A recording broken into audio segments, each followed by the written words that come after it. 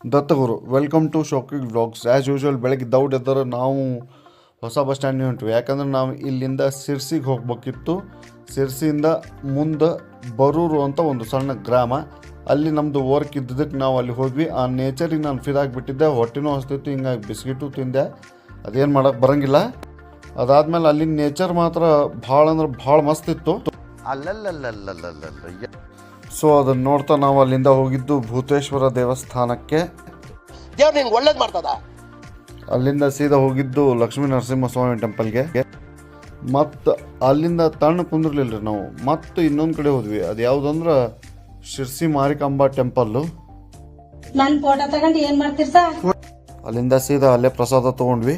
ಆಮೇಲೆ ಬಂದರ ಹೊಳ್ಳಿ ಹುಬ್ಬಳ್ಳಿ ಬಸ್ ಹತ್ತಿ ಆ್ಯಸ್ ಯೂಶ್ವಲ್ ಬಸ್ ಒಳಗೆ ಲಾಸ್ಟ್ ಸೀಟ್ ಒಳಗೆ ಕುಂತ್ವಿ.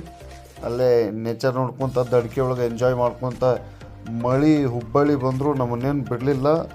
ಮತ್ತು ವಿಧಿನೇ ಇಲ್ಲ, ತೋಯಿಸ್ಕೊಂಡು ಹೋಗ್ಬೇಕಾಯ್ತು. ಅಲ್ಲಿಂದ ಹೋಗಿ ಮತ್ತು ಒಂದು ಪ್ಲೇಟ್ ಸಿಂಗಲ್ ಇಡ್ಲಿ ವಡ ಚಹಾ ಕುಡಿದ್ವಿ.